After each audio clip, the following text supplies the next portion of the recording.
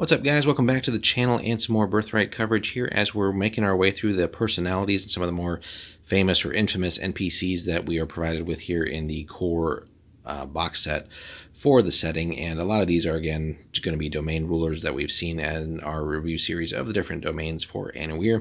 But we do get a few interesting other NPCs. But following on from our last video where we took a look at one of the two main protagonist or antagonist, however we want to view them, or maybe we'll just call them contenders for the Iron Throne, which was Eric Borroween, leader of the same nation.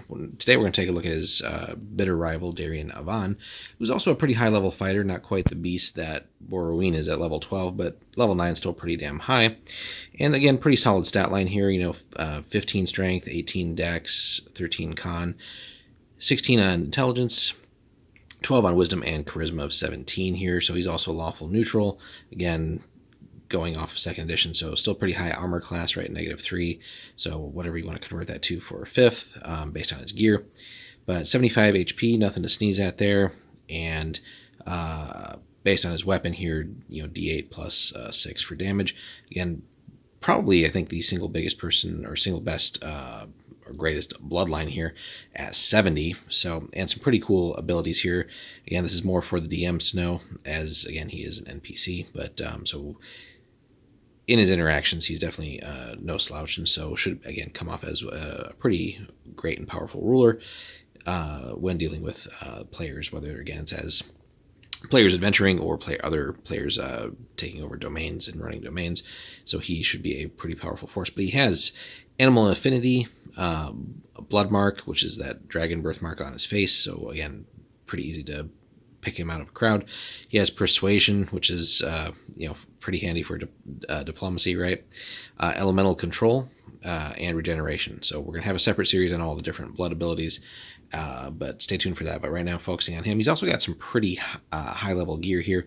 So he fights more in the Brecht style, which is basically with 2 weapons and lighter armor. That being said, these are all, again, high-level things here. He's got a long sword +4 and a short sword +3. So, he's going to dish out some damage. So he calls those Scale Biter and Heart Seeker, respectively. And then also just, sporting a set of Elven Chain +5. So, light armor, right? Moving on to his history here. So he was raised within sight of the city of Anawir and has believed all his life that he may be the one to basically reunite the shattered empire, right? So his father sent him to study in Morrid, and that's where he learned some of his swordplay, Gore for military strategy, and Coronace for politics and manipulating people, which again he is a master at. So now in his middle years, Avan at last has his dream within sight. Though he dares not take the city by force, he has already got some control over it. Again, seeing on the map, right, his domain basically surrounds the Imperial City. So his armies remain poised to attack Borroween or defend against it, and nearly all the common folk support him.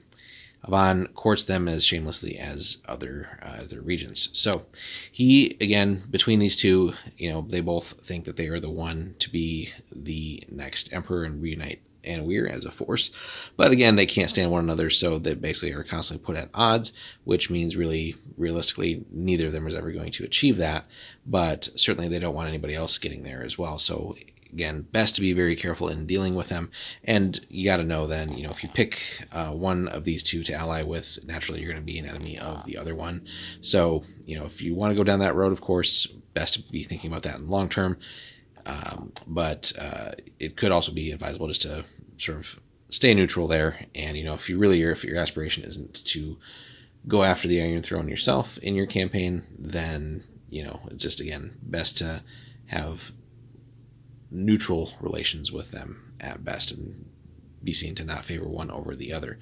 So that being said, again, he's a pretty cool character. And again, for DMs, really, they should certainly take advantage of his blood abilities and how that should interact with his interactions with any PCs, again, whether they be a part of an adventuring group or, if this is in diplomatic or other matters as a fellow regent. So again, he should be a pretty powerful force and not someone to cross lightly. So let us know, though, guys, in your campaigns, how you've encountered Darien Avan and what that has looked like for your campaigns, whether you've chosen to ally with him, fight against him, how has that struggle gone if you chose to go that route, or how is if you were adventuring, what role did he play in that? So now it is pretty interesting too. In a separate video, we'll cover one of the supplements, which is an adventure called Sword and Crown, where actually both of these guys do play a role in that, and that's a great example then also of how to sort of play them as well. But we'll cover that again in a separate video.